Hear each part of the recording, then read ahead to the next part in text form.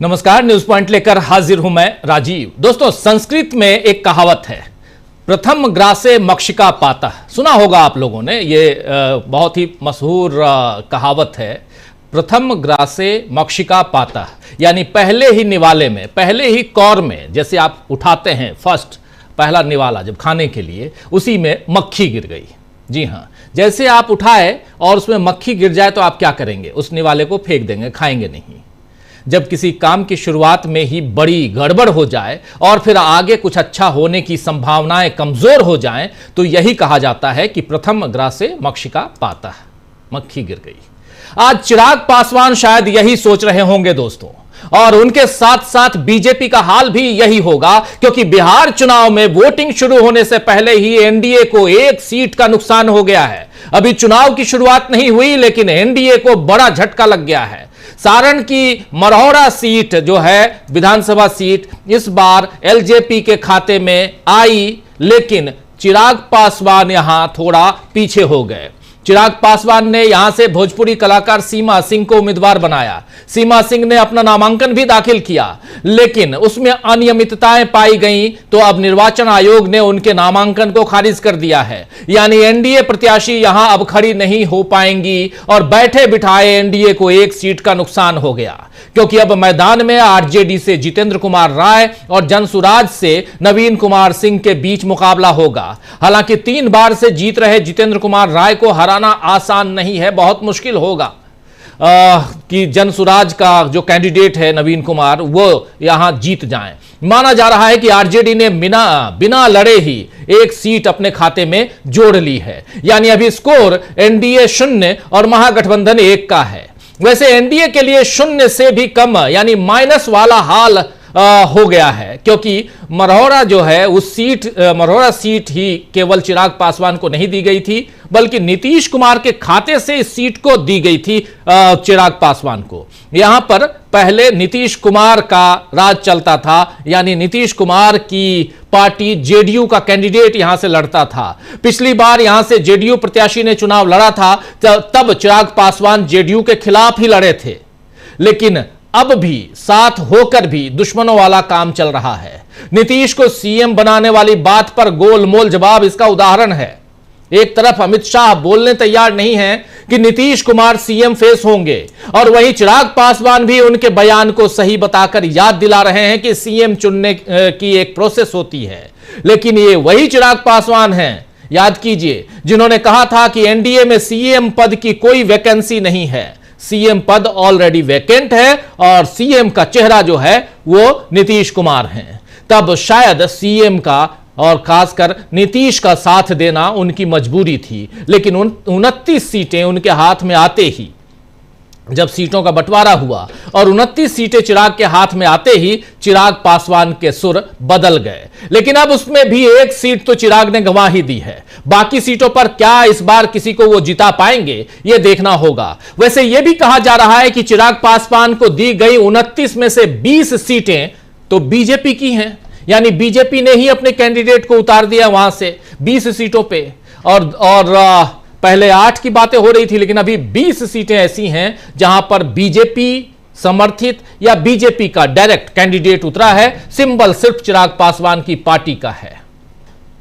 अब ये नीतीश कुमार को जिस तरह बीजेपी साइडलाइन करने में लगी है, उसे नीतीश कुमार इतनी आसानी से भूलने वाले नहीं हैं। यह भी यहां पर दिखाई देता है, क्योंकि एक तरफ नीतीश कुमार को साइडलाइन करने के लिए चिराग पासवान को सामने लाना और बीजेपी अपने खाते में से 20 सीटें चिराग पासवान के खाते पर उतार देना, इसका मतलब है कि कहीं ना कहीं नीतीश कुमार को ठिकाना लगाने की कोशिश हो रही है।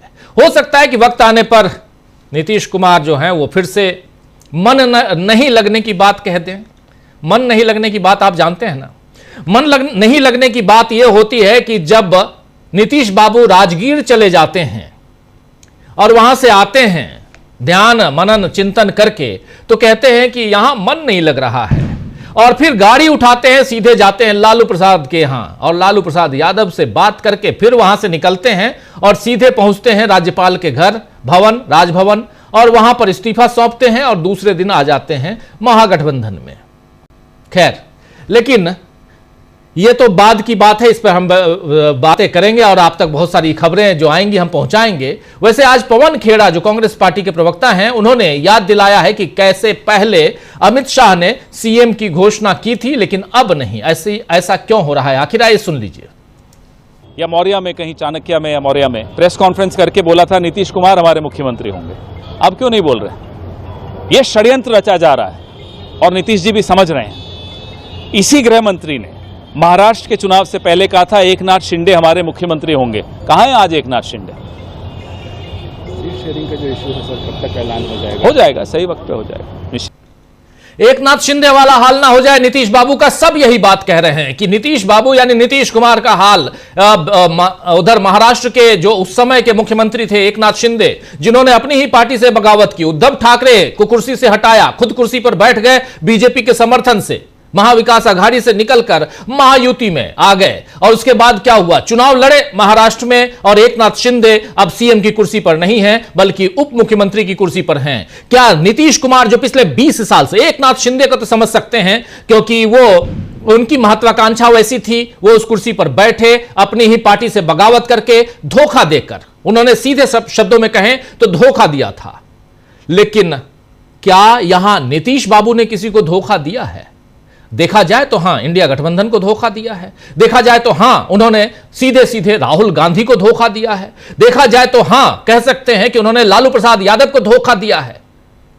धोखेबाज तो हैं, लेकिन 20 साल का मुख्यमंत्री की कुर्सी पर विराजमान होने का अनुभव भी है। और ऐसे में नीतीश कुमार क्या उप मुख्यमंत्री की कुर्सी पर बैठेंगे? अगर ऐसी स्थिति आती है तो नीतीश कुमार के मन में क्या चल रहा होगा इस वक्त, यह भी समझने की जरूरत है। दरअसल जो बात पवन खेड़ा खुलकर कह रहे हैं, वही बात नीतीश कुमार और जेडीयू के मन में भी है कि आखिर उन्हें सीएम प्रत्याशी कहने में बीजेपी को हर्ज क्या है, या फिर बीजेपी के मन की बात कुछ और है क्या, जिसे अभी जेडीयू समझ नहीं पाई है। यहां पर एक तरह से तनातनी है और इसी तनातनी के बीच महागठबंधन में भी कुछ तनातनी दिखाई दे रही है और कई सीटों पर सहयोगी दल फ्रेंडली फाइट कर रहे हैं, उसका मन बना चुके हैं। लेकिन महागठबंधन के विवाद छिपाए नहीं जा रहे हैं, जो सबके सामने हैं। वहीं एनडीए में छिप छिप कर जो खेल हो रहे हैं, क्या वो ज्यादा घातक साबित होंगे? दो बातें यहां पर हैं। आप भी कहेंगे कि महागठबंधन में आखिर क्या चल रहा है, यानी जो इंडिया गठबंधन है उसमें क्या चल रहा है। इंडिया गठबंधन ने घोषणा नहीं की कि हम कितनी सीटों पर लड़ रहे हैं। 8 सीटें ऐसी हैं जहां फ्रेंडली फाइट चल रही हैं। अभी से थोड़ी देर पहले झारखंड मुक्ति मोर्चा ने भी 8 सीटों पर अपने कैंडिडेट उतार दिए हैं, उसकी घोषणा कर दी है। राहुल गांधी की रणनीति क्या है समझ में नहीं आई, लेकिन एक बात यहां साफ समझ में आ रही है कि कई जगह इंडिया गठबंधन मौजूद दिखाई देता है और कई जगह जहां आपसी खींचतान है, जिस कारण यहां सीटों का बंटवारा नहीं हो पाया, वहां पर फ्रेंडली फाइट है। कितना फायदा कितना नुकसान होगा ये तो आने वाला वक्त बताएगा। 20 तारीख को पहले फेज के नामांकन के लिए जो प्रत्याशी हैं वो अपना नाम वापस ले सकते हैं 20 तारीख तक, और 20 को ही आखिरी, या जिस दिन दिवाली है देश में, उसी दिन आखिरी तारीख है, आप जानते हैं, दूसरे फेज के मतदान के लिए प्रत्याशियों के नॉमिनेशन का। तो देखते हैं आगे क्या कुछ होता है। लेकिन एक तरफ महागठबंधन और दूसरी तरफ एनडीए, और एनडीए में क्या चुनाव से पहले ही जो ये पहली सीट एनडीए के खाते से निकल गई है उसका नुकसान ज्यादा होने जा रहा है। आइए इन सब पे चर्चा करेंगे। बिहार में एनडीए को बड़ा झटका कैसे लगा है और कैसे महागठबंधन यहां आगे निकलता हुआ बिना किसी घोषणा के दिखाई दे रहा है, चर्चा करेंगे। हमारे साथ कुछ वरिष्ठ साथी जुड़े हुए हैं, उनसे पहले आपका परिचय करवाता हूं, आगे बढ़ते हैं। 5 वरिष्ठ साथी जुड़े हुए हैं। प्रेम कुमार जी सीधे जुड़े हुए हैं उधर बिहार से ही, बिहार में कहां हैं बताएंगे खुद। और इधर हमारे 4 साथी और, पंकज चतुर्वेदी जी, प्रशांत टंडन जी, प्रेम कुमार जी तो हवाई जहाज में बैठे हुए हैं, जहाज नहीं, हवाई जहाज ही कहूंगा, वंदे भारत भी प्रधानमंत्री का हवाई जहाज ही है, वंदे भारत में बैठे हैं आप, दिख रहा है, सही बोल रहा हूं? बिल्कुल बिल्कुल सही बोल रहे हैं। ठीक है ठीक है ठीक है, आता हूं प्रेम कुमार जी आपके पास। वंदे भारत प्रधानमंत्री जी का बिल्कुल उनकी चहेता ट्रेन चलिए शकील जी के पास आता हूं। शकील जी नमस्कार करता हूं, आपका स्वागत है। पंकज जी, प्रशांत जी और अमलेंदु जी, आप सबका भी स्वागत करता हूं इस कार्यक्रम में। स्वागत इस्तकबाल आप तमाम दोस्त साथी शुभचिंतक आप सबका। आज धनतेरस का दिन है, शाम धनतेरस की, सोने चांदी और खरीदारी में सब लगे होंगे। मैं जानता हूं धन की वर्षा हो, आपके यहां भी, सबके यहां हो, लक्ष्मी देवी खुश रहें। लेकिन यहां देश के जो लोकतंत्र के लिए जिन देवियों देवताओं की जरूरत है उनको भी खुश रखने की जरूरत है, और उसमें यह चुनाव बहुत महत्वपूर्ण है। बिहार का चुनाव, इसका सीधा कनेक्शन दिल्ली से है, और यह बात हम लोग बार बार कहते हैं। हमारे साथी प्रशांत टंडन जी लौट आए हैं, अपनी लाइब्रेरी में दिखाई दे रहे हैं, और पिछले सप्ताह भर से उधर बिहार में ही घूम के आए हैं, पूरा बिहार लगभग कवर करके आए हैं। उनके पास भी आऊंगा, लेकिन पहले प्रेम कुमार जी, वंदे भारत में क्या कर रहे हैं आप? ये शुक्रिया राजीव जी। देखिए, चार्टर्ड प्लेन पर तो नहीं चढ़ा, लेकिन आज चार्टर्ड प्लेन वाला फील हो रहा है। पूरे इवन बोगी में सिर्फ मैं और मेरे मित्र बैठे हैं, और पूरी सीट खाली। अब ऐसा लग रहा है जैसे पूरी बोगी हमने रिजर्व कर रखी हो। तो ये भी बताना दर्शकों की जरूरी है, चार्टर्ड प्लेन में चार्टर्ड वंदे भारत है। लेकिन प्रेम कुमार जी एक बात यहां जोड़ूंगा, पत्रकारों को आजकल ऐसे सुख नसीब हो रहे हैं, किन्हीं के लिए चार्टर प्लेन, किसी के लिए, आपके लिए जैसे चार्टर, अब ये आप बताएंगे कि आपके लिए या आपने खुद खर्च किया पैसा, लेकिन इतना जरूर है कि charter plane, charter helicopter, charter road से अगर जा रहे हैं तो कोई बढ़िया सी कार, ये सब कुछ तो आजकल सत्ता पक्ष दे ही रहा है पत्रकारों को, सत्ता पक्ष दे रहा है पत्रकारों को। प्रेम कुमार जी देखिए मेरी बात सुन के जी, देखिए आवाज पर बढ़ा गई। ये हालांकि वैसा वाला चार्टर्ड प्लेन नहीं है, ये by default chartered Vande Bharat हमें मिल गया है कि पूरी बोगी में हम और हमारे मित्र 2 व्यक्ति बैठे हुए हैं। तो लेकिन बात शुरू करते हैं। हालांकि ये भी खबर है, जो हमने चर्चा की, ये भी खबर है कि पूरी बोगी में 2 ही व्यक्ति जा रहे हैं, वंदे भारत है, पटना से दिल्ली लौट रहे हैं। तो लौटते हैं आपकी बात, आपके सवाल पर। देखिए, बिहार की सियासत में जो बात मुख्यमंत्री जी नीतीश कुमार जी के लिए कही जा रही है, अमित शाह जी बार बार कह रहे हैं कि पिछले बार भी तो हम, या अब भी तो हमारी सीटें ज्यादा हैं, फिर भी हमने नीतीश जी को मुख्यमंत्री बनाया हुआ है। और ऐसा कह करके वो संकेत दे रहे हैं कि मानो अगले बार भी वही मुख्यमंत्री हो सकते हैं, लेकिन बोल नहीं रहे हैं कि नीतीश कुमार अगले मुख्यमंत्री होंगे। तो इनके बीच बिटवीन द लाइंस क्या है? भाई, पिछली बार के चुनाव में बीजेपी ने घोषणा कर रखी थी कि नीतीश कुमार जो है मुख्यमंत्री होंगे। इससे पहले 2015 की बात नहीं कर रहे, 2015 में 2020 वाली बात नहीं कर रहे। तो पहले ऐसा होता था, घोषणा कर लेते थे, मान लेते थे कि नीतीश कुमार हमारे मुख्यमंत्री हैं, लेकिन इस चुनाव में वो बोल नहीं रहे हैं, महाराष्ट्र वाला पैटर्न लेकर के सामने आए हैं। तो ये धोखा देना हुआ कि ये बोलना कि नीतीश के नेतृत्व में चुनाव लड़ रहे हैं, और चुनाव के बाद विधायक तय करेंगे कि कौन नेता होगा। और चुनाव के बाद तो राजस्थान में भी विधायकों ने तय किया था कौन नेता होगा। एक पर्ची आई थी, पर्ची खुल गई और फैसला हो गया। तो क्या बिहार में भी पर्ची से फैसला होगा? ये भी बोल देना चाहिए। तो एक तो ये बात है। दूसरी बात एक बहुत चर्चा में है, वो है कि महागठबंधन में खींचतान है, तो कांग्रेस ने ठीक से टिकट नहीं बांटी, ऐसा हो गया कि वैसा हो गया। मैं देख रहा था कि कई पत्रकार एक ऐसे व्यक्ति का 2012 और 2013 का ट्वीट दिखा करके ये बता रहे हैं कि राहुल गांधी को गाली देने वाले को टिकट दे दिया गया। ये सारी बातें भी हो रही, लेकिन प्रश्न है कि आखिर 12 साल 13 साल पहले की बात को लेकर के आप ऐसा कर रहे हैं, तो इसके पीछे क्या बात, कौन सी ऐसी बात? भाई, ये खुले हम नरेंद्र मोदी बोलते थे कि डीएनए खराब है नीतीश कुमार का, फिर बोल रहे हैं कि हम दोनों भाई भाई हैं। भाई, इससे क्या बुरा उदाहरण है वो? एक बात हुई। दूसरी बात है कि हो सकता है कि टिकट बांटने में कई अपने अपने तरीके होते हैं, अपना अपना पॉइंट होता है, मैं उनको खारिज नहीं करता, लेकिन एक इंपॉर्टेंट बात है कि कांग्रेस आत्मनिर्भर हुई है। इस बार का फैसला आरजेडी के दफ्तर से नहीं हुआ है और इसके लिए कांग्रेस को अंदरूनी संकट में का भी सामना करना पड़ा है। कृष्णा अल्लावरू को उस परिस्थिति में काम करना पड़ा है जब अपनी ही पार्टी से बहुत सारे लोग सहयोग नहीं कर रहे थे। भाई आज पार्टी बोल रही है तेजस्वी के चेहरे के नाम पर चुप है, एक रणनीति है कि हम चेहरा बनाए कि ना बनाए, और अखिलेश सिंह खुले हम कहते हैं कि तेजस्वी नहीं तो और कौन चेहरा होगा। ऐसे लोग भी कांग्रेस पार्टी में हैं जो पार्टी की लाइन से अलग चलते हैं, और उन अखिलेश सिंह के सबसे ज्यादा समर्थकों को टिकट भी मिला है, ये भी है। पप्पू यादव किस्म के भी लोग हैं जिनको पार्टी लेकर चल रही है, उनके भी लोगों को टिकट मिला है, और ऐसे भी लोगों को टिकट मिला है जो कहते हैं कि कृष्णा अल्लावरू जी ने प्रयोग किया है। जैसे पटना साहिब की सीट है, एकदम युवा शशांक शेखर जो यादव जाति से है, उन्होंने एक रणनीति बना के देखा कि वह नंद किशोर यादव की जगह पे उनकी सीट पर कौन किसको उतारा जाए, या एक रणनीति एक प्रयोग भी है, वो भी दिखाए। तो इसके बहुत सारे विश्लेषण निकाले जा सकते हैं, मगर मूल बात यह है कि कांग्रेस में पहले भी टिकटें बिकने की बात कही जाती थी, मगर ये कोलाहल नहीं मचता था जो कोलाहल आज मचा हुआ है। क्यों?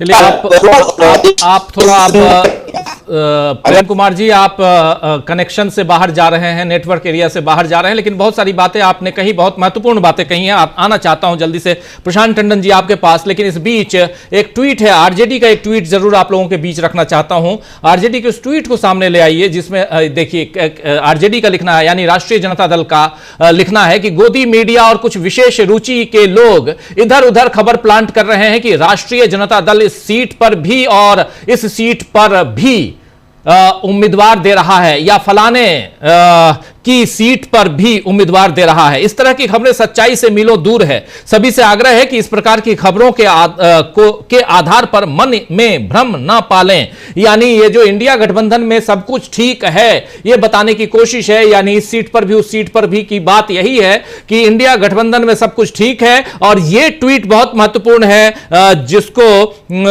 लगभग 5 बजे इस ट्वीट को आरजेडी ने किया है, और यह बताने के लिए कि ऐसा नहीं है कि हम लोग चाहे कांग्रेस पार्टी अगर कहीं से कैंडिडेट उतार रही है तो वहां से हम उतार दे रहे हैं अपने कैंडिडेट को, या सीपीआईएमएल के लोग या सीपीआई या सीपीआईएम के लोग अपने कैंडिडेट उतार रहे हैं तो हम वहां से खड़े कर दे रहे हैं। ऐसा नहीं है, हम लोगों के बीच सब कुछ ठीक है, यह बात बताने की यहां कोशिश की गई है इस ट्वीट के जरिए आरजेडी की तरफ से। तो एक भ्रम की स्थिति फैलाने वाले लोग जो हैं उन पर सीधा यह प्रहार है आरजेडी की तरफ से, लेकिन दूसरी तरफ एनडीए में जो कुछ हो रहा है उस पर भी चर्चा। और सबसे बड़ी बात कि एक सीट तो ऑलरेडी यहां आरजेडी के खाते में आती हुई दिखाई दे रही है। जल्दी से प्रशांत टंडन जी आपके पास आना चाहता हूं। प्रेम कुमार जी आप बने रहिए हमारे साथ, और बीच बीच में आपका कनेक्शन कटेगा लेकिन आपसे हम जुड़ते रहेंगे, आप हमारे साथ बने रहिए। प्रशांत जी, कैसे देखा जाए बिहार के चुनाव को? देखिए, अमित शाह ने बिहार के इलेक्शन में जो पहले से तय था उसको सामने रख दिया कि नीतीश कुमार को उन्होंने साफ साफ कह दिया कि आप मुख्यमंत्री कैंडिडेट नहीं है। इससे साफ बात और कुछ नहीं हो सकती थी। उन्होंने नीतीश कुमार की कैंडिडेचर को रिजेक्ट कर दिया और ये कह दिया कि चेहरा है लेकिन मुख्यमंत्री नहीं है।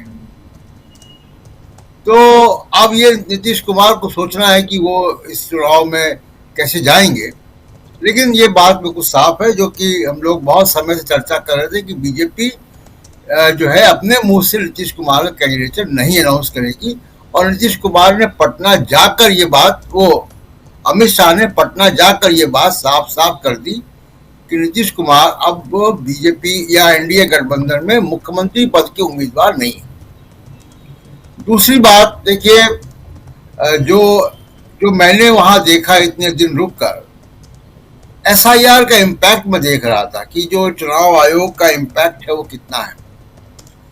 तो चुनाव आयोग का इम्पैक्ट तो है, लेकिन लोगों में कॉन्फिडेंस भी है कि इस एसआईआर के बावजूद वो वोटर टर्नआउट करा ले जाएंगे। और इसी का बहुत प्रयास बिहार में चल रहा है कि किस तरीके से बूथ मैनेजमेंट हो, किस तरीके से वोटर टर्नआउट बढ़े। और इसमें पॉलिटिकल पार्टीज के अलावा सिविल सोसाइटी, समाज सेवी संगठन भी तमाम सारे उपाय कर रहे हैं, मेहनत कर रहे हैं, ग्राउंड पे लोगों से बात कर रहे हैं।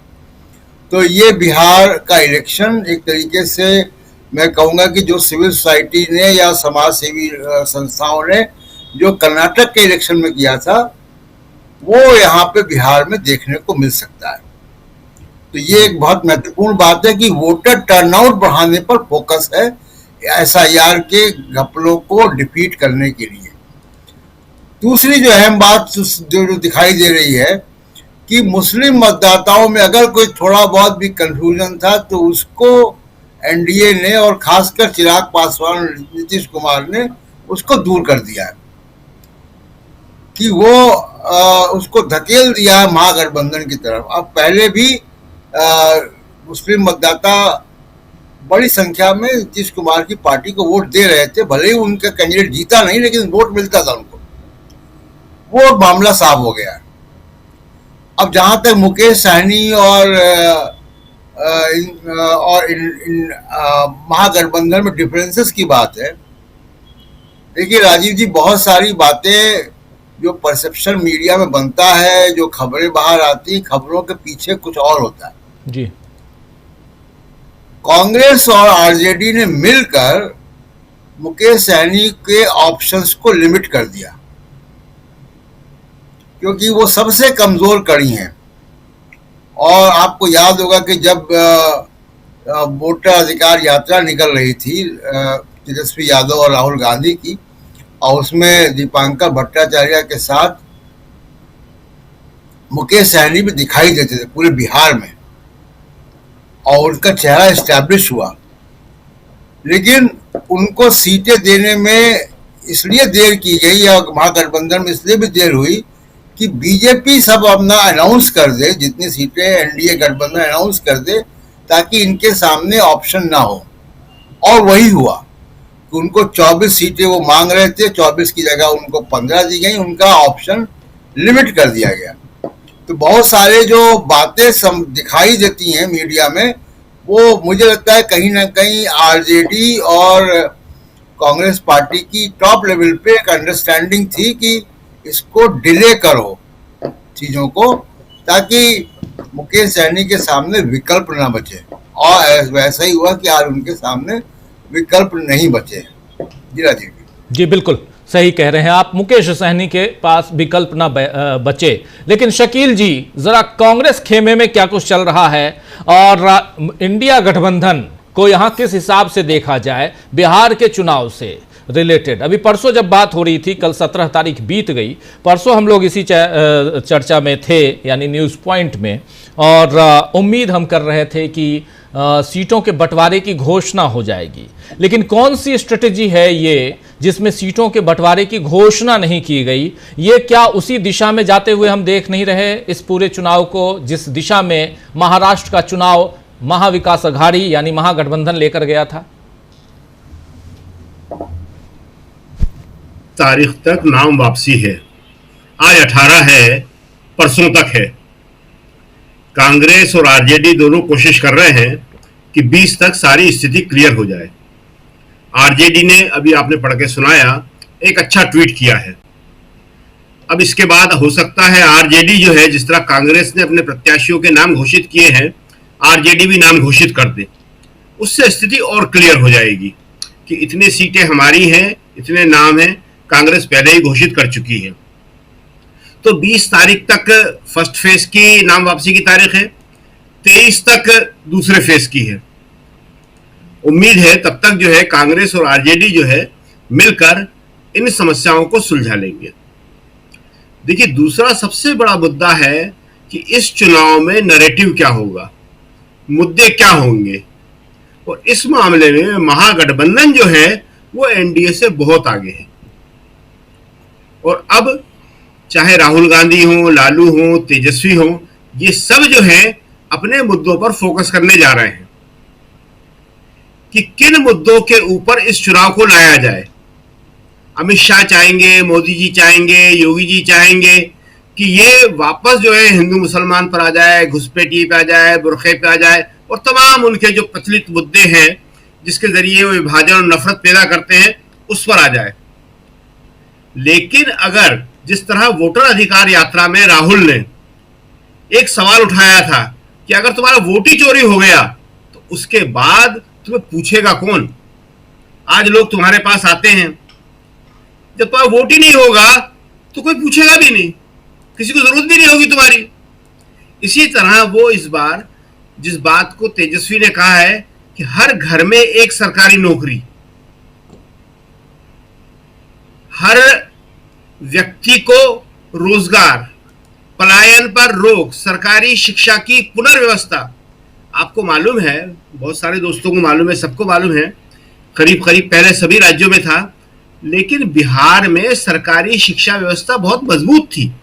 ये जो आज सब जगह कहते हैं, आंकड़े देते हैं कि सबसे ज्यादा आईएएस आते हैं बिहार से, आईपीएस आते हैं। क्यों आते हैं, कहां से आते हैं? लेकिन प्राइवेट कॉलेजों से पढ़ के, प्राइवेट स्कूलों से पढ़ के नहीं आते थे। ये सब बिहार की उसी शिक्षा व्यवस्था से निकले हुए हैं। इसी तरह सरकारी चिकित्सा व्यवस्था तो बिल्कुल नष्ट ही हो गई है, एकदम खत्म ही कर दी गई है पूरी। हम यहाँ नाम नहीं लेंगे उन हॉस्पिटलों के, बिहार के, पटना के, आपको मालूम होगा, बाकी लोगों को भी शायद थोड़ा बहुत मालूम होगा। दिल्ली के भी बदनाम है, दूसरे राज्यों के भी बदनाम है, लेकिन वहां तो बहुत ही ज्यादा बुरी हालत हो गई है जी। पटना तो बहुत दूर पड़ता है दिल्ली से, लोग पेशेंट को ला नहीं पाते दिल्ली। तो इसलिए ये सारी चीजें एक बड़ा मुद्दा है और इसलिए चुनाव जो है राहुल और लालू और तेजस्वी इस पे लेके जाने वाले हैं। नेक्स्ट बात जो अभी आपने कही कि शिंदे को उप मुख्यमंत्री बना दिया था, नीतीश को तो वह भी नहीं मिलेगा। शिंदे तो अपेक्षाकृत यंग थे, बन गए। नीतीश को तो उप मुख्यमंत्री बनने का भी कोई चांस नहीं है और वैसे भी वहां सीनियरिटी की कोई कदर नहीं है। करीब 20 साल की बात हो रही है कि नीतीश मुख्यमंत्री हैं, करीब करीब इतना ही शिवराज सिंह चौहान रहे थे। आपने मक्खी का उदाहरण दिया, दूध से मक्खी की तरह निकाल के शिवराज सिंह चौहान को फेंका गया ना, आज तक अपने घाव सहला रहे हैं। अडवाणी को तो सीनियरिटी का वहां कोई मतलब नहीं है, वसुंधरा राजे को। तो नीतीश कुमार के लिए ये समय जो है बहुत मुश्किल है, और मुश्किल क्या कहें, ये लास्ट आवर्स है उनके, राजनीति के लास्ट आवर्स जिसे कहते हैं। वो अपने अंतिम क्षणों को जी रहे हैं। बीजेपी तो कह ही नहीं रही कि उन्हें मुख्यमंत्री बनाएंगे, नीतीश भी कहां कह रहे हैं। नीतीश का भी कोई बयान नहीं आया कि मैं ही मुख्यमंत्री बनूंगा, मैं तो स्वाभाविक दावेदार हूं, एक बार भी बयान नहीं आया। नीतीश भी बड़ी अच्छी अच्छी भाषा बोलते थे, बड़े बड़े मुहावरे उनको बोलना आते थे, वो सारे भूल गए, वो सब कोई नहीं बोल रहे वो। तो उनके साथ तो धोखा होना ही होना है, और उस धोखे को हमारा प्रिय गोदी मीडिया जो है मास्टर स्ट्रोक बताएगा कि यही तरीका होता है। अगर एनडीए जीत गया तो आप जो कह रहे थे कि पर्ची से निकलेगा, पर्ची से ही निकलेगा वो ये जो सोच रहे हैं चिराग पासवान जी कि मैं बन जाऊंगा, माफ कीजिएगा बोलना अच्छा नहीं लगता, रामविलास पासवान जी भी नहीं बन पाए। आपको याद होगा उन्होंने कहा था सत्ता की चाबी मेरे पास है, दोबारा चुनाव करवा दिए थे, किसी मुसलमान को मुख्यमंत्री बनाओ, लेकिन सारे फेल हो गए। और उसके बाद उन्हें कांग्रेस की मदद से ही, लालू जी की मदद से ही वापस राज्यसभा मिली थी। फिर वो छोड़ के चले गए थे, फिर धोखा दिया था उन्होंने, फिर वो चले गए थे मोदी जी के साथ में। तो ये धोखे का खेल तो चाहे नीतीश जी हो, चाहे चिराग पासवान हो या रामविलास पासवान हो, करते रहे हैं, इसमें कोई खास नई बात नहीं है। लेकिन जब इनके साथ धोखा होगा तो वो सीन बड़ा इंटरेस्टिंग होगा कि ये किस तरह रोते हैं जी, ये किस तरह मदद मांगते हैं और किस तरह कहते हैं ये। तो चुनाव बहुत इंटरेस्टिंग होने वाला है। सवाल मुद्दों का ही होगा, सवाल नैरेटिव का ही होगा, कौन कौन से इशू रहने वाले हैं वहां पे। और नाम वापसी की तारीख तक, परसों फर्स्ट फेज के और 23 तक सेकंड फेज के, सारी स्थितियां क्लियर हो जाएंगी। ऐसी कोई स्थिति नहीं है जिसको लेके चुनाव पर प्रभाव पड़े या चुनाव पर असर पड़े। जो चीजें हुई हैं वो सब हो गई, लेकिन क्राइसिस मैनेजमेंट अब हो रहा है और वो अब हो जाएगा। जी राजीव। जी बिल्कुल। पंकज जी, आप कैसे देखते हैं जरा दोनों गठबंधनों की अगर बात करें और खासकर इंडिया गठबंधन, उसमें क्या आपको लगता है सब कुछ ठीक है?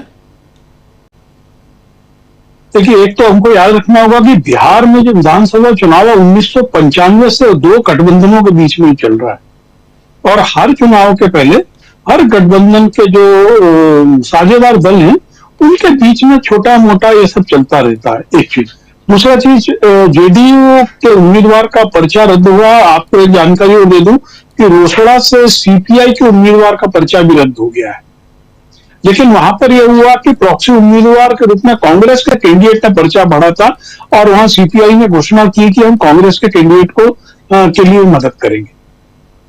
अब आप देखिए कि होता क्या है, हमारे आम लोगों के, इवन बहुत सारे हम कहते पत्रकारों के परसेप्शन भी किससे बनते हैं, तो बहुत सारी वैकल्पिक मीडिया से समाचार आ रहे हैं या ट्विटर से, सोशल मीडिया से, और हर व्यक्ति लिखता है मुझको सूत्र ने कहा।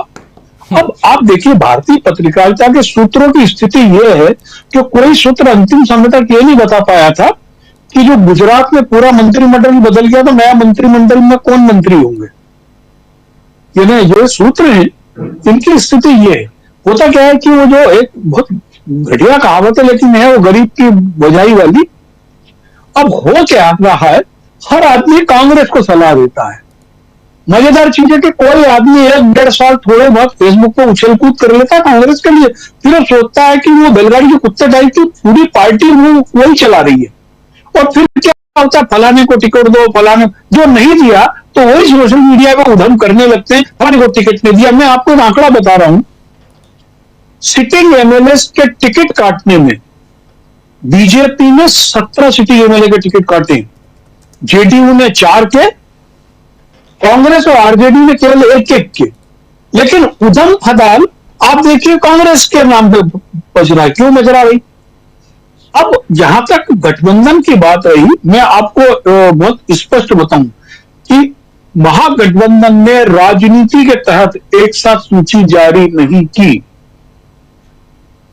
फुटकर लिस्ट जारी करने का एक बहुत बड़ा कारण था, ये कृष्णा लवाराजू की योजना थी कि हम विपक्षी खेमे में भ्रम पैदा करें कि आखिर कौन किस सीट पर लड़ रहा है, हम उसको कैसे बैट करें, और वो अपनी योजना में सफल रहे। और बीजेपी ने भड़बड़ा के अपनी लिस्ट जारी कर दी। आप बताइए, नथनी ठाकुर को टिकट दिया या लड़की को सिटिंग एमएलए का टिकट काट के दिया, लेकिन बीजेपी में जो वहां पे असंतोष है उसकी कोई चर्चा नहीं कर रहा।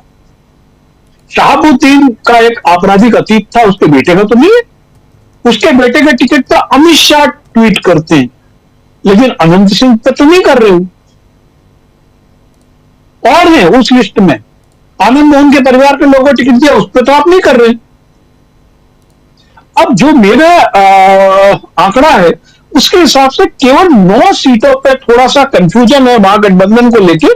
उसमें लालगंज की सीटें से आरजेडी बनाम कांग्रेस है, Vaishali RJD Congress, Kutumba RJD Congress, Kahalgaon RJD Congress, Bachhwara का आरजेडी और कांग्रेस सीपीआई, घोसी में आरजेडी सीपीआई एमएल, और सहरसा में आरजेडी कांग्रेस, जले में आरजेडी के सिंबल को लेकर दे दिया फिर कांग्रेस को, ये थोड़ा सा है, और देखिए सिकंदरा सीट वहां पे कांग्रेस और वीआईपी को लेकर ये केवल 9 सीटों पर स्लाइटली कंफ्यूजन है, जिसको बहुत सारे लोग अब कह रहे फ्रेंडली फाइट होगी, महागठबंधन बिखर गया है। ये केवल 9 सीटों का मसला है, और मेरी जो जानकारी है परसों तक फर्स्ट पेज के 112 की कॉन्सेप्ट बिल्कुल क्लियर होगा। शायद एक आध सीट कोई ऐसी रह जाएगी, उसके अंदर भी जो कैंडिडेट एक ही लड़ेगा। मैं बहुत आपको स्पष्ट बता रहा हूं, इसके अंदर कहीं कोई कंफ्यूजन नहीं है। और देखिए, जो मुद्दे की बात रही, बिहार में शिक्षा रोजगार के मुद्दे के अलावा जो सबसे बड़ा मुद्दा आज तक का जो बिहार में जिसके कारण खूनी खेल हुए, वो है भूमि सुधार को लेकर। बिहार और बंगाल दो ऐसे राज्य है जहां पर आजादी के बाद भूमि सुधार की योजनाएं सही तरीके से लागू नहीं, और उसके कारण ही वहां पर बड़े बड़े माफिया बने, बड़ी बड़ी पैरेलल सेनाएं बनी, बड़ी बड़ी सामूहिक हत्याकांड हुए। और जब नीतीश कुमार पहली बार मुख्यमंत्री बने थे तो उन्हें बंदोपाध्याय कमीशन की घोषणा की थी, जिसमें भूमि सुधार के बहुत सारी चीजें, land record maintenance of the computer, इसका संपत्ति का वारिस कौन होगा, इस पर पूरे सब कुछ विचार आए थे। इसको किसी ने आज की तारीख तक नहीं छुआ। आपको बताऊं कि जो हम नौकरी की बात कर रहे हैं, उससे बड़ा जो मुद्दा है जो महागठबंधन ने अपने घोषणा पत्र में रखा है, वह है बंदोपाध्याय कमीशन की सिफारिश के अनुसार बिहार में भूमि सुधार लागू करना। अब आप देखिए, हर राज्य में ये होता है जहां पर एक शेड्यूल कास्ट चेहरा होता है, उसको बहुत सारे लोग दबाने की कोशिश करते हैं। हम आप सोचिए कि क्या राजेश राम को अध्यक्ष बना के उसकी मेहनत को देखने वाले लोग सब बेवकूफ है? सोशल मीडिया में 4 पोस्ट रखने वाला समझदार है। अब कांग्रेस में भी अखिलेश की बात थी, अखिलेश पता, उन्होंने भूमिहारों को पर्याप्त टिकट दे दिए।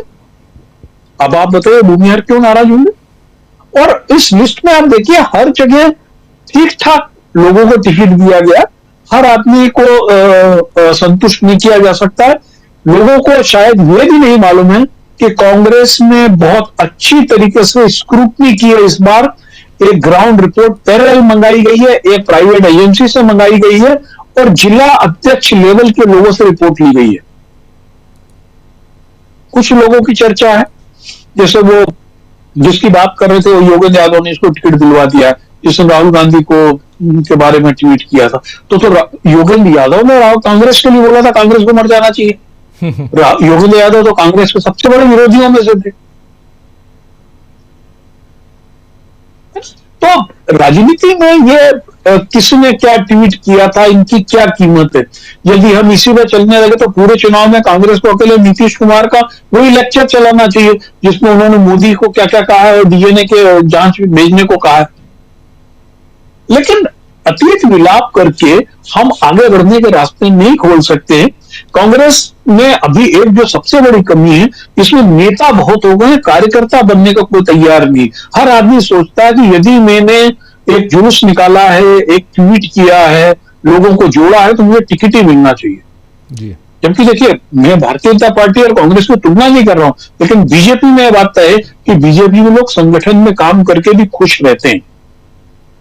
ये बात सही है कि वो लगातार सत्ता में रहने के कारण उनकी आर्थिक स्थिति मजबूत है, इसलिए संगठन में काम कर रहे हैं।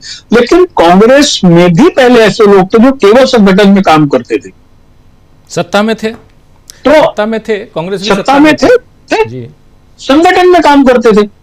तो ये बात, यदि कांग्रेस का जो जमीनी कार्यकर्ता है, जो अभी नया नया ताजा ताजा बना हुआ है, सोशल मीडिया पे 20 पोस्ट लिख के, उसको समझना चाहिए कि कृष्णा जी या राहुल जी या राजेश राम जी या शकील साहब मूर्ख नहीं है, और कोई भी सत्ता अपने हाथ से नहीं गंवाना चाहता। जानते हैं कि बिहार में आपकी सत्ता ना होने के कारण आपका व्यक्तिगत नुकसान कितना हो रहा है। बिल्कुल, कौन आदमी चाहेगा कि मैं विपक्ष में बैठूं? और यह बात तय है कि पहली बार ऐसा हुआ है कि कांग्रेस के टिकट और कांग्रेस की नीतियां कांग्रेस के कार्यालय से बन रही है, आरजेडी के ऑफिस से नहीं बन रही है। और पहली बार ऐसा हुआ है कि कांग्रेस की जरूरत आरजेडी को है। देखिए, आरजेडी की आज की छवि भी जंगल राज, लुच्चे और गुंडों का आगमन की संभावना इसके ऊपर है। कांग्रेस के जो नेता हैं, कांग्रेस की छवि वहां पर आज भी ऐसी है जो अपर मिडिल क्लास में, पढ़े लिखे लोगों में, मध्य वर्ग के लोगों में एक छवि है राहुल गांधी के कारण।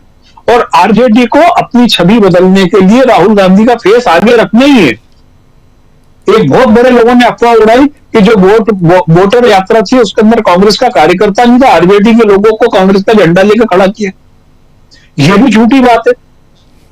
पहली बार ऐसा हुआ कि कांग्रेस का मरा हुआ कार्यकर्ता जो घर से निकलने को तैयार नहीं था, वो घर से झंडा लेके निकला है। तो ये अफवाह, ये सूत्र वाले वही है ना जिनको ये नहीं मालूम पड़ा कि गुजरात में जो उप मुख्यमंत्री बन गया है, वो मैं सूत्र बता रहा हूं, वो अगला मुख्यमंत्री बनाने की उसको तैयारी कर रखी है उन्होंने। तो ये सूत्र जो है बड़े निहायत कमजोर किस्म के सूत्र हैं जो अमित मालवीय जी और पीएम हाउस के जोशी जी वो चल रहे हैं।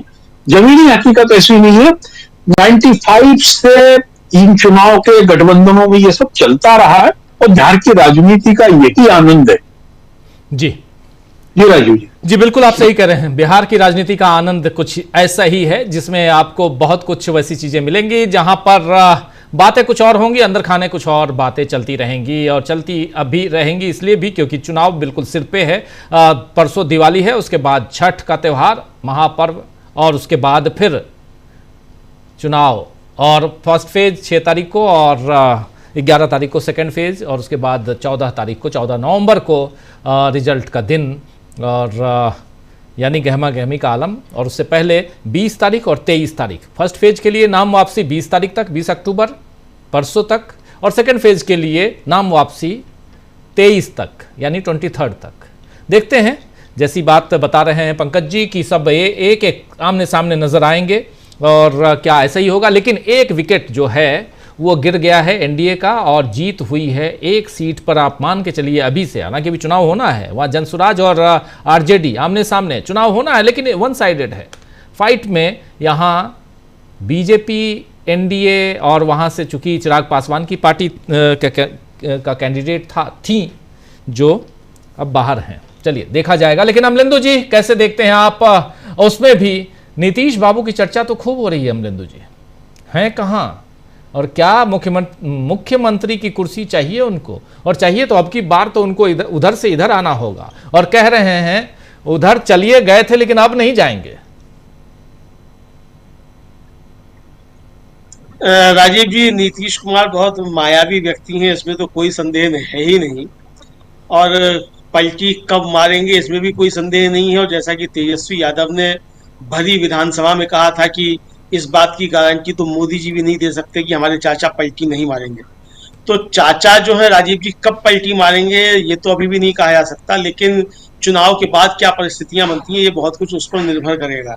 अब मान लीजिए राजीव जी, अगर महाराष्ट्र जैसा ही कोई परिणाम आ जाए कि बीजेपी का स्ट्राइक रेट 95% आ जाए, तो फिर चाचा कहाँ जाएंगे? और 95% पे आ जाए 29 सीट वाले अपने चिराग पासवान का, फिर चाचा क्या करेंगे? तो उस समय तो दिक्कत होगी। लेकिन अगर चुनाव निष्पक्ष, पारदर्शी और स्वतंत्र रूप से हो रहा है, ऐसे चिराग पासवान को अब 28 सीट वाले कहिए। हाँ, 28 सीट वाले, 28 सीट वाले।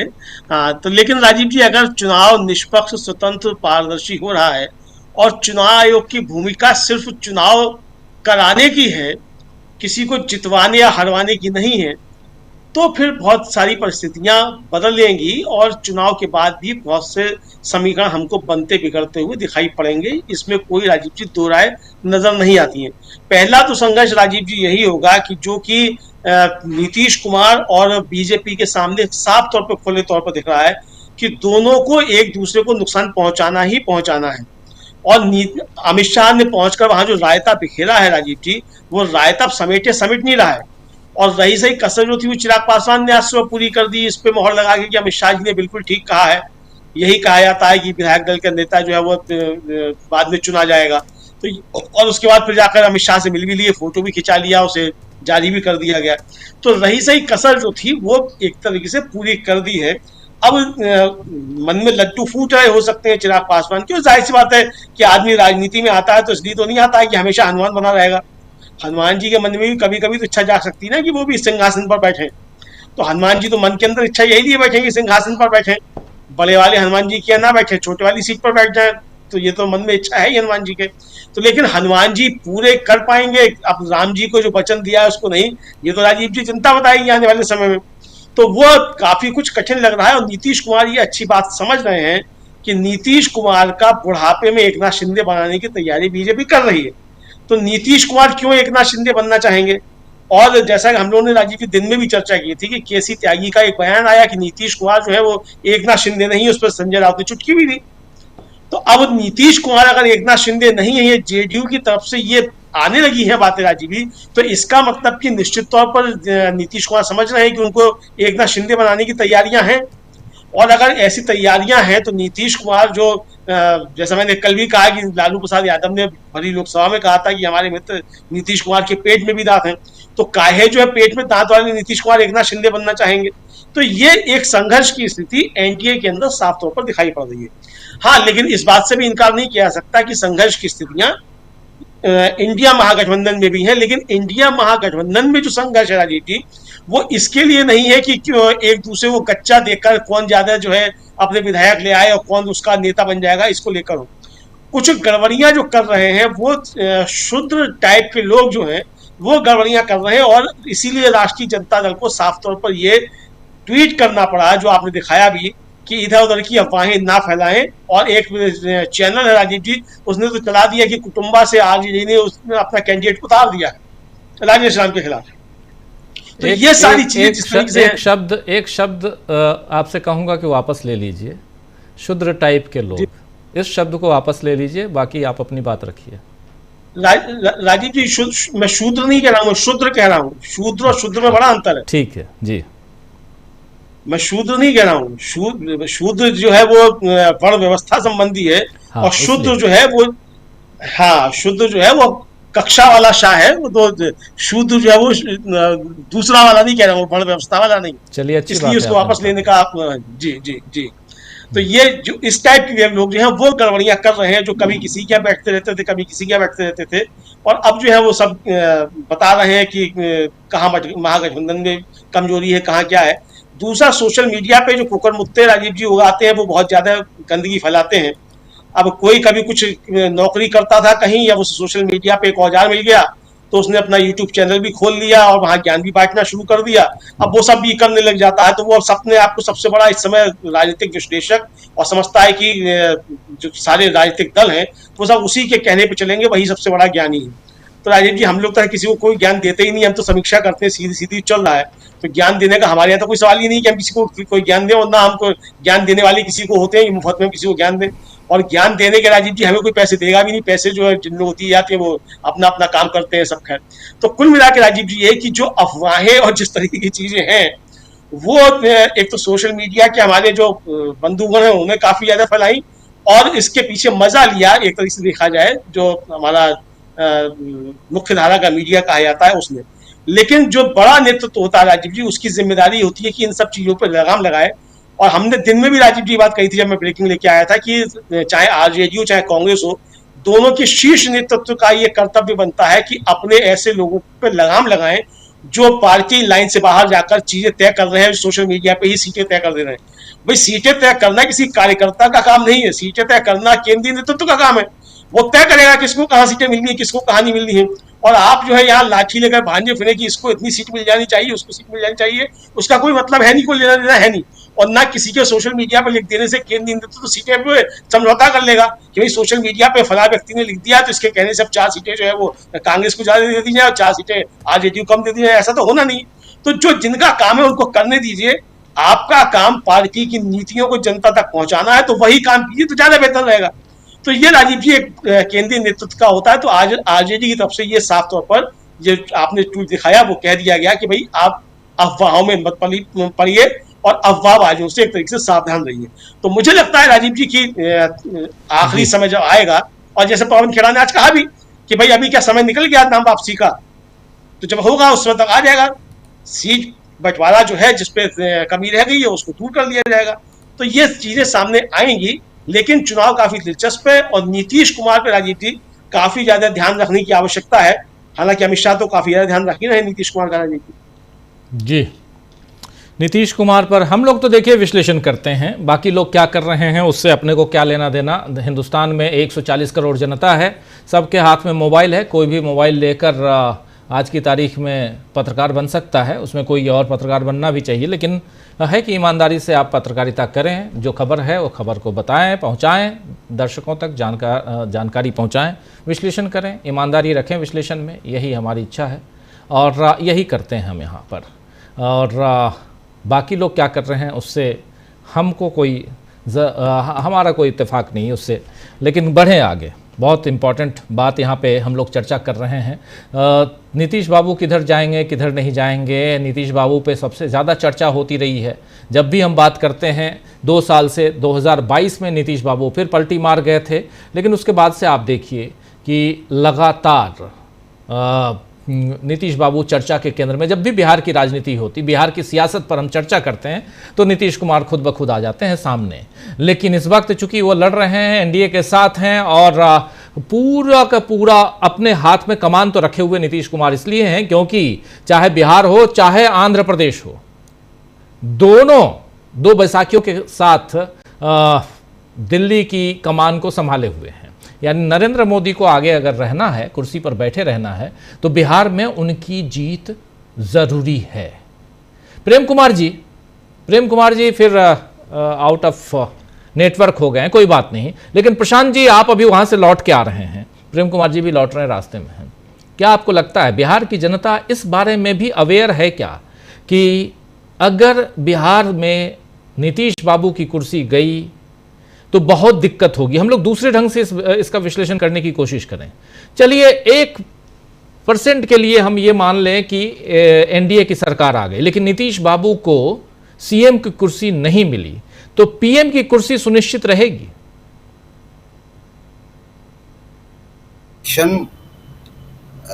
राष्ट्रीय चुनाव है और वो राष्ट्रीय राजनीति को प्रभावित करने जा रहा है। वो इधर जाए या उधर जाए, जिस भी तरफ जाए, वो राष्ट्रीय राजनीति को प्रभावित करेगा। नरेंद्र मोदी के कार्यकाल की सीमा कितनी है उसको ही प्रभावित करेगा। 5 साल वो पूरा करेंगे या नहीं करेंगे, क्योंकि जिन 2 बैसाखियों पर मोदी जी खड़े हैं उसमें से एक बैसाखी बिहार से आती है जी। तो वो तय करेगा। लेकिन राजीव जी, मैं अभी बिहार से लौटा हूँ और आपके साथ भी कई बार हम लोग यात्रा में रहते हैं, फिर जाएंगे अभी हम लोग। जब किसी राज्य के चुनाव में हम जाते हैं, और मैं कई जिलों का और कई विधानसभाओं का दौरा मैंने किया पिछले 7 दिनों में, 6 दिनों में, तो हम 2 तरीके के लोगों से मिलते हैं। एक लोग होते हैं जो पत्रकार, स्थानीय पत्रकार, बुद्धिजीवी, समाज सेवी, वकील या पॉलिटिकल वर्कर्स, ऐसे लोगों से मिलते हैं। और दूसरा हम मिलते हैं जो सड़क पे हमको लोग मिलते हैं, खेतों पे लोग मिलते हैं, जो काम कर रहे हैं, जो बस्तियों में लोग हैं, जो मोहल्लों में लोग हैं, आम लोगों से बात करते हैं। अब मैं दोनों का फर्क बताता हूँ। जब आप किसी भी शहर के बुद्धिजीवियों से, नेताओं से, पत्रकारों से मिलते हैं, तब तो ये गांव गठबंधन में कितनी सीटें किसको हैं, कौन कहां से खड़ा होगा, ये सब बातें होती है, इक्वेशंस की बातें, कितना % वोट किसको शिफ्ट होगा, ये सब बातें, बड़ी सारे एनालिसिस आपको मिलता है। लेकिन जब आप ऑटो पे बैठकर छात्रों से बात करते हैं, कोचिंग के सामने जाके छात्रों से बात करते हैं, गांधी मैदान में जो वॉक कर रहे हैं लोग, उनसे बात करते हैं, तो वहां गठबंधन की बातें नहीं होती हैं। फिर वो फोकस होता है मतदाता अपनी सीट पर, कि उसकी सीट पर कौन खड़ा है, उसके मुद्दे क्या हैं। तो ये 2 बहुत फर्क बातें जो है, फर्क आपको मिलेगा, बिहार में ही मिलेगा, कहीं भी मिलेगा। तो जो आम जनता के बीच में ये गठबंधन की खींचतान कोई मुद्दा नहीं है, ये अखबारों की सुर्खियां हैं। और जो बैठकों में या चर्चाओं में ये बातें आती हैं, ये सड़क की चर्चा में ये बातें नहीं है। 2-3 जो बहुत महत्वपूर्ण बातें बिहार में अभी दिखाई दे रही हैं। पहली बात कि देखिए, गठबंधन क्यों होता है? गठबंधन होता है वोटों का ट्रांसफर, कि किसी पार्टी को किसी समाज का सपोर्ट है, किसी पार्टी को दूसरे समाज का सपोर्ट है, और जब गठबंधन हो तो एक दूसरे समाजों का वोट एक दूसरे को ट्रांसफर हो। 100% नहीं होता, लेकिन काफी हद तक होता है। गठबंधन का उद्देश्य यही होता है। तो अब आप ये बताइए, यहां बैठकर कॉमन सेंस, कि क्या जेडीयू और एलजेपी चिराग पासवान के बीच में ये वोट ट्रांसफर होने जा रहा है क्या? क्योंकि वोट ट्रांसफर जो है वो नेता कराते हैं, अपने कार्यकर्ताओं से कराते हैं। दूसरा, जो गठबंधन में खींचतान चल रही है, खासकर एनडीए के अंदर भी, उसका बड़ा विपरीत संदेश जाता है कार्यकर्ताओं पे। मतदाता पे जाए न जाए, मतदाता अपने इश्यूज पे फोकस है, लेकिन कार्यकर्ताओं पे जाता है। तो क्या जो चिराग पासवान ने जहां जहां कैंडिडेट दिए हैं, वहां पे जो जेडीयू का कार्यकर्ता है जिसको कि वोट ट्रांसफर कराना है, क्या वो करवाएगा? ये सब के बाद ये बहुत महत्वपूर्ण है कि जो संदेश नीचे जाता है, और उसमें नीतीश कुमार क्या संदेश भेज रहे हैं वो हमको आपको नहीं मालूम है। वो मीडिया के थ्रू नहीं भेजते, वो उनके व्हाट्सएप ग्रुप हैं या जो भी तरीके होते हैं किसी पॉलिटिकल पार्टी के, वो तरीके हैं। तो असली खेल जो है वहां पे राजीव जी वोट ट्रांसफर का होगा, कौन किसको कितना वोट ट्रांसफर करवा पाता है। अगर आरजेडी कुछ सीटों पर चुनाव लड़ रही है जहां पे कांग्रेस नहीं है, तो क्या आरजेडी कांग्रेस के पक्ष में वोट ट्रांसफर करवा पाती है? क्या कांग्रेस, जिसका अब एक नया आधार वहां पे दिख रहा है राहुल गांधी की इमरजेंसी के बाद, तो क्या ये सीपीआई-एमएल और आरजेडी के पक्ष में करवा पाती? ये इंपॉर्टेंट है। और ये चुनौती एनडीए के सामने ज्यादा बड़ी मुझे दिखाई दे रही है कि वोट ट्रांसफर कौन किसको करवा पाता है। और एक आखिरी बात कि देखिए, प्रेम कुमार जी हमारे साथ, उन्होंने सर्वे किया था नैकडोर ने कि दलितों के बीच में कांग्रेस का एक्सेप्टेंस बढ़ा है। ये बात मैंने वहां भी देखी जब मैं बिहार के दौरे पे था जी, लोग अब बात कर रहे हैं। दूसरा, आप जो महागठबंधन की जो स्ट्रेटेजी है वो ईबीसी को लेकर है, और मुझको लगता है कि जो जिस तरीके काम हो रहा है, एक साइजेबल चंक ईबीसी का जो है महागठबंधन की तरफ पहली बार आएगा, जो नीतीश कुमार की बड़ी सॉलिड कंस्टिट्यूंसी है। और वहां पे नीतीश कुमार की कंस्टिट्यूंसी को डेंट लगने जा रहा है, चाहे वो पसमानदा मुस्लिम भी हो। पसमानदा मुस्लिम में नीतीश कुमार ने बहुत काम किया है, और पसमानदा महाज के जो नेता अब जो कांग्रेस के साथ हैं, अली अनवर साहब, वो जेडीयू में ही थे। तो वहां पे एक नया डेंट जो है वो महागठबंधन जो है वो मारने जा रहा है, जो उनका ईबीसी वोट बैंक है, और उसमें एक साइजेबल स्लाइस जो है वो महागठबंधन की तरफ आएगा। और अभी चुनाव के ठीक पहले ही वहां पे बैकवर्ड का जो है स्टेट कमेटी बिहार की बनी है, उसमें 65% कांग्रेस की, उसमें 65% जो पदाधिकारी हैं वो ईबीसी हैं। तो ये एक स्ट्रेटजी बड़ी साफ वहां पे दिख रही है, जो मुझे काम करती हुई भी नजर आ रही है कि बिहार में ये चीज होने जा रही है। जी राजीव जी। प्रेम कुमार जी मेरी आवाज सुन रहे हैं? Prem Kumar G network area से फिर बाहर चले गए हैं। चलिए कोई बात नहीं, आता हूं शकील जी आपके पास। शकील जी, कैसे देखा जाए अगर आरजेडी और कांग्रेस दोनों की स्ट्रेटेजी को देखा जाए? प्रेम कुमार जी आ गए, एक मिनट रुकिए जरा शकील जी, माफी चाहूंगा। प्रेम कुमार जी आवाज आ रही है? नहीं है, नेटवर्क बहुत लो है, कोई बात नहीं। चलिए आगे बढ़ते हैं, और अच्छी यात्रा हो प्रेम कुमार जी की, ऐसी कामना है। और शकील जी, आरजेडी और कांग्रेस दोनों की स्ट्रेटजी जरा अगर आप तक ये जानकारी हो तो जरा बताइए कि चल क्या रहा है अंदर खाने। अभी जो प्रशांत जी कह रहे थे अति पिछड़ा वर्ग की बात, जो नीतीश का सबसे बड़ा वोट बैंक था, वह बिहार में सबसे बड़ा वर्ग है। एक जेसीबी, एक जाति गणना कराई गई थी वहां पे, उसमें 36% जो है वो अति पिछड़ा वर्ग आया था। और निश्चित ही तौर पे वो अति पिछड़ा वर्ग जो है, अगर आरजेडी और कांग्रेस की तरफ झुकता है तो वो खाली नीतीश को ही डेंट नहीं करेगा, वो नीतीश, बीजेपी और पूरे एनडीए को डेंट करने जा रहा है। वो एक सबसे बड़ा वर्ग है जिसको पिछड़ा वर्ग कहते हैं। नीतीश ने 2 हिस्से कर दिए थे उसके, पिछड़ा और अति पिछड़ा। उस पिछड़े से भी ज्यादा संख्या उनकी है। तो ये एक बहुत ही महत्वपूर्ण बात है कि अति पिछड़ा वर्ग का साथ में आना। दूसरी बात, देखिए ये जो है, कांग्रेस में जब अकेली लड़ती थी वो बिना किसी गठबंधन के, खुद इतनी समर्थ होती थी, तब भी ये समस्या होती थी। इसलिए कांग्रेस के लिए ये समस्या भी कोई नई नहीं है और न ही इससे निपटना कोई नया है। 2-2, 4-4 उम्मीदवार हर क्षेत्र से फॉर्म भर देते थे उसके, और अधिकांशतः नाम ही फाइनल नहीं होते थे।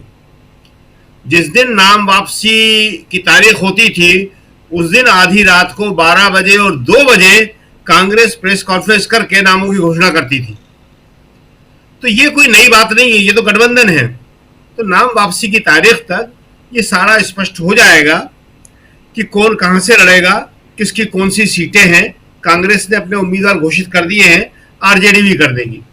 देखिए स्ट्रेटेजी जो है वो यही है कि किस तरह से मिलकर चुनाव लड़ा जाए, और कांग्रेस का जो फेस है, राहुल गांधी का जो फेस है, उसका ज्यादा से ज्यादा उपयोग कैसे किया जाए।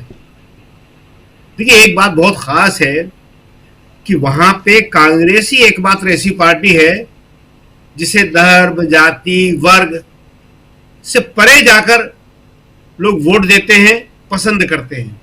ऐसी कोई और पार्टी नहीं है। हर पार्टी का अपना एक आधार, चाहे बीजेपी हो, चाहे नीतीश की हो या आरजेडी हो, किसी एक जाति के ऊपर, एक वर्ग के ऊपर ज्यादा डिपेंड करता है। लेफ्ट का भी, लेफ्ट का भूमिहीन किसानों पे ज्यादा डिपेंड करता है, खासतौर से सीपीआई-एमएल का, जो सबसे बड़ी वहां लेफ्ट की पार्टी हो गई है उसका। लेकिन कांग्रेस के साथ ऐसा नहीं है। अगर भूमिहीन किसान कांग्रेस के साथ है तो भूपति भी किसान के साथ, कांग्रेस के साथ है। ये बहुत ही आश्चर्यजनक घटना है, और कांग्रेस को इसका सबसे बड़ा फायदा मिलता है कि हर आदमी विश्वास करता है। इंदिरा जी कहती थी इस बात को कि कांग्रेस में आके हर एक के साथ न्याय होता है। कांग्रेस कोशिश करती है कि जो भी कांग्रेस के साथ आए उसको उसका हिस्सा दिया जाए। तो इसलिए कांग्रेस के फेस को आरजेडी पीछे नहीं कर सकती है, किसी भी हालत में नहीं कर सकती है, क्योंकि आरजेडी के साथ भी एक लगेज है। तेजस्वी इसको अच्छी तरह जानते हैं जी। कि वो लगेज जो है वो कांग्रेस ही कम कर सकती है। लगेज से हमारा मतलब क्या है, थोड़ा सा हम दर्शकों को बता दें। लगेज मतलब कुछ ऐसी धारणाएं हैं आरजेडी को लेके जो आरजेडी को नुकसान पहुंचाती है, जिसको लेके कहा जाता है कि आरजेडी के बारे में नेगेटिव बातें पहुंचाती है। तो उन नेगेटिव बातों को सामान्य करना, पॉजिटिव कर पाए या ना कर पाए कांग्रेस अलग बात है, लेकिन उन्हें न्यूट्रल करना वो कांग्रेस की ही बस की बात है।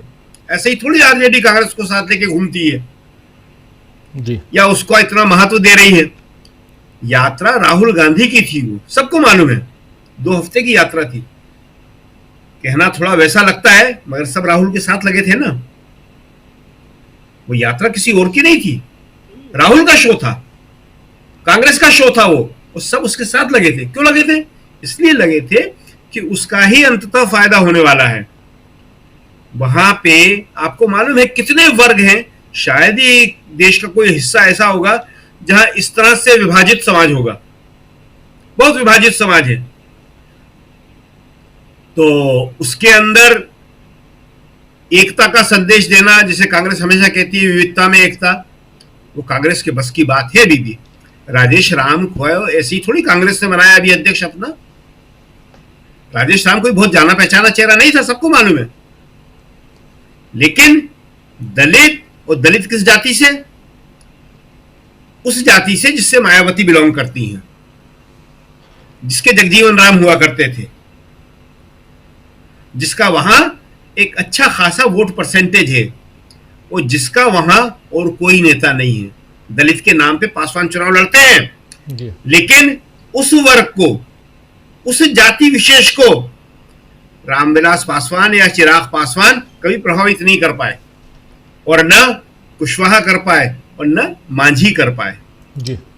वो जगजीवन राम के साथ थी, वो कांग्रेस के साथ थी, और अब राजेश राम के साथ है। तो ये बहुत सारे गणित हैं जो महागठबंधन के पक्ष में जाते हैं, और इन सब के ऊपर जो एक गणित है, वो गणित जो हमने पहले भी बताया, वो है मुद्दों का गणित, और अंततः वही कामयाब होगा।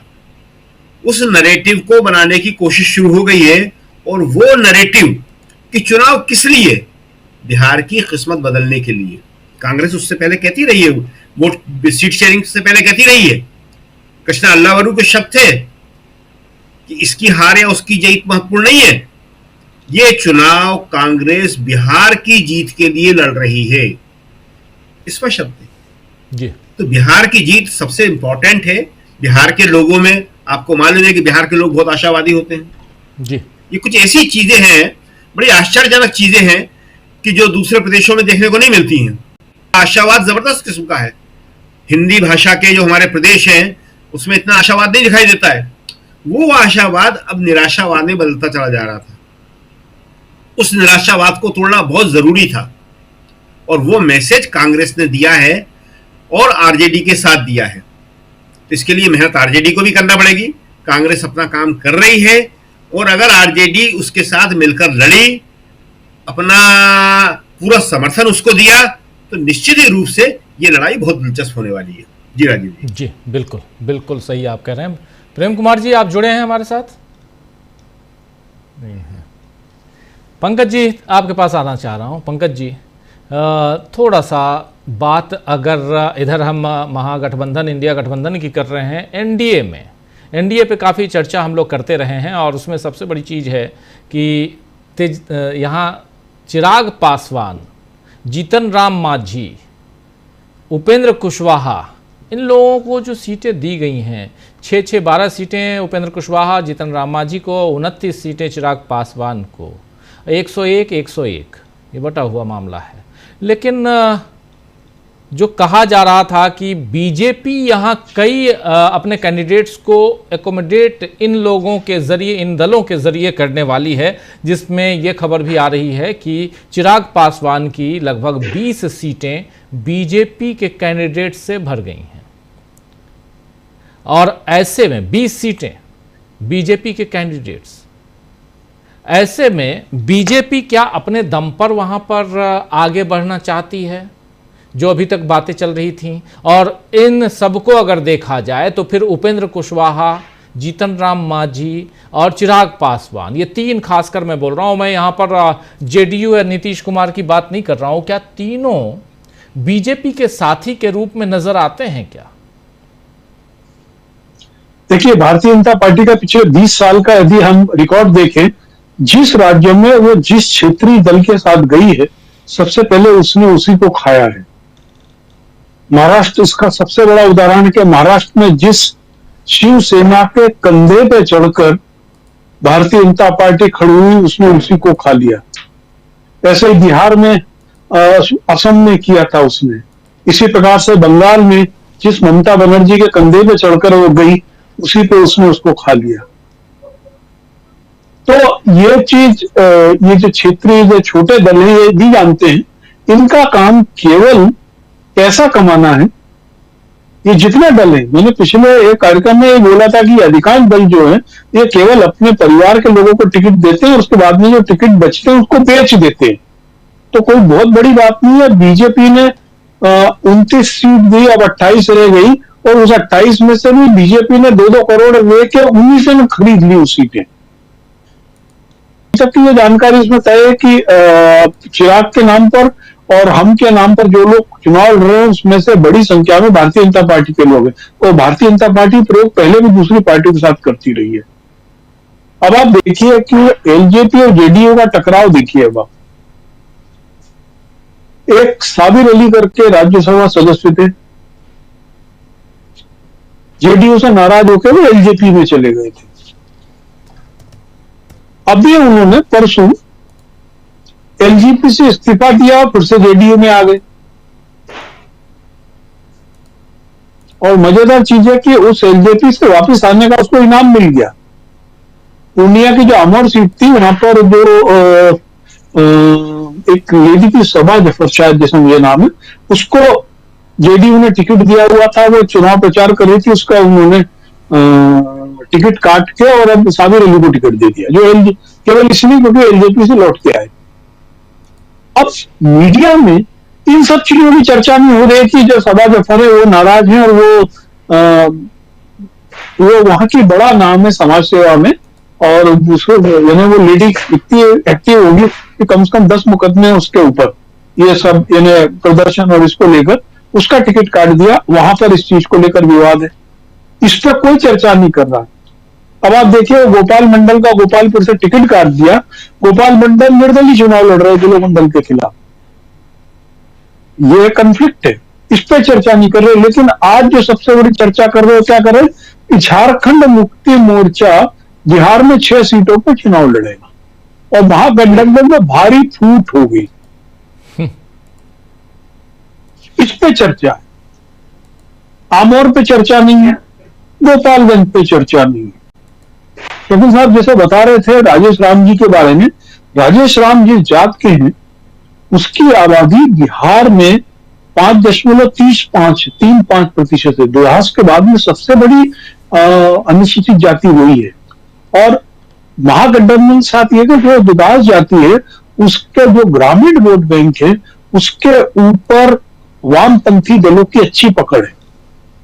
जो गणित है, देखिए वामपंथी दलों में आज भी ताकत है, उसका भरोसे से कह सकते हैं कि वो अपने वोट दिल से ट्रांसफर कराते हैं। दोनों CPI-ML भी, CPI-M भी और CPI भी। अब आप देखेंगे कि यदि इस गणित के साथ में आप चलते हैं, 10-11% वोट आप दलितों के लेने में सफल होते हैं, तो आरजेडी आपको आपकी जरूरत क्यों ना होगी। तो बिहार में हम जो सोच रहे हैं, जो बाहर से लोगों को दिखाया जा रहा है, उठापटक अधिक से अधिक सीट पाने का जो खींचन तान है वह एनडीए में ज्यादा है। जैसे मैंने पिछले अपनी बातचीत में बताया, महागठबंधन में 8-9 सीटों पर इसको लेकर है और यह कन्फ्लिक्ट भी शांत हो जाएगा। और राहुल गांधी, हाँ राहुल गांधी इस पर खफा हो गए थे बिहार के पूरे नेतृत्व से कि ये सब आप लोगों का काम है, मेरा काम थोड़ी ना।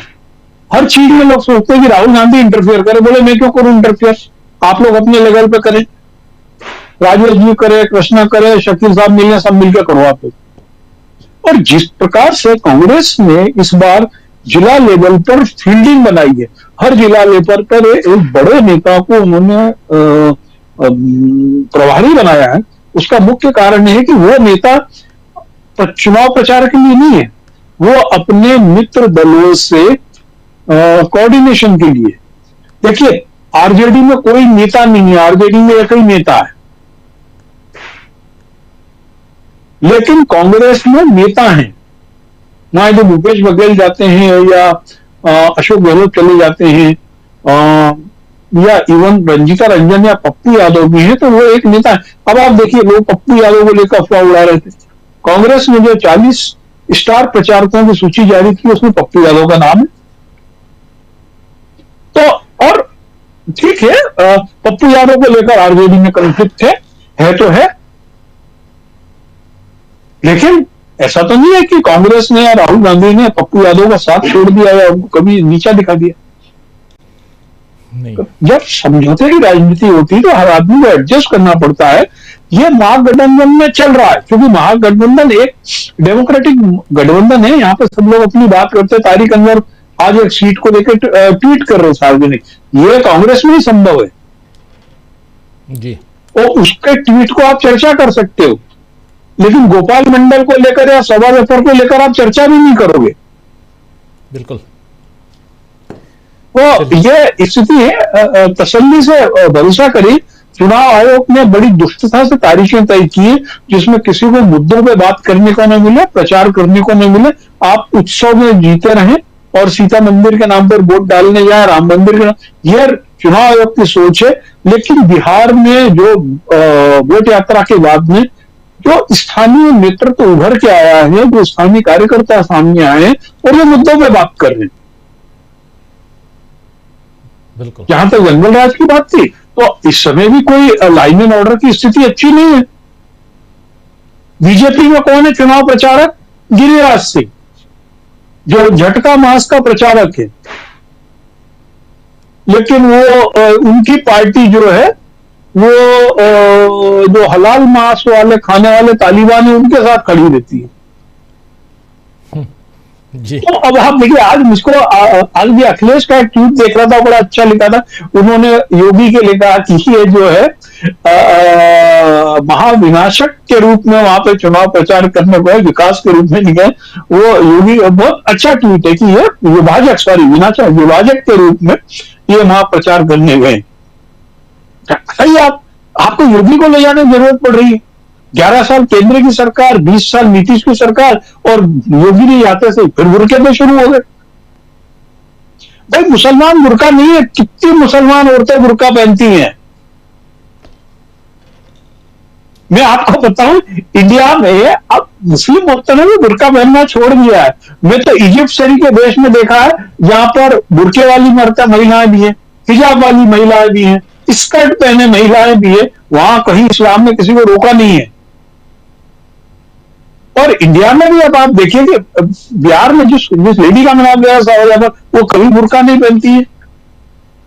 वो सड़क पर आंदोलन करने वाली लेडी जेडीओ से, लेकिन अच्छा संघर्ष करने वाली लेडी है तो है। जी बिल्कुल बिल्कुल बिल्कुल जी, सही आप जी, कह रहे जी। हैं। बिल्कुल आप सही कह रहे हैं। तो बिहार का चुनाव अभी ओपन है, बिहार का चुनाव खुला चुनाव है, लेकिन टेंशन में नरेंद्र मोदी हैं, इसलिए क्योंकि उनकी एक बैसाखी है बिहार, दूसरी बैसाखी आप जानते हैं वो आंध्र प्रदेश है।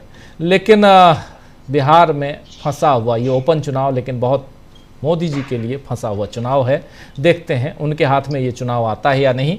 चुनाव आयोग ने अपनी तरफ से बहुत मेहनत की है, चुनाव आयोग ने बहुत मेहनत की है, बहुत कोशिश की है। अब आगे का काम नरेंद्र मोदी और अमित शाह के ऊपर है।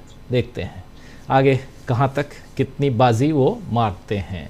और इधर राहुल गांधी, तेजस्वी यादव ये कितनी ईमानदारी के साथ पेशेंटली इस चुनाव को आगे बढ़ाते हैं, लड़ते हैं। बहुत बहुत शुक्रिया पंकज जी, बहुत शुक्रिया प्रशांत जी, शकील जी, अमरिंदु जी, और साथ में जुड़े थे हमारे साथी प्रेम कुमार जी। आप सबका बहुत शुक्रिया, बहुत धन्यवाद। आप तमाम साथियों, आप सबका भी शुक्रिया अदा कर रहा हूँ। श्रीकरण जी, रजत, दीप, राणा जी, फजल अली साहब और अल्ट्रा गेमिंग साहब, ऐसे ही तमाम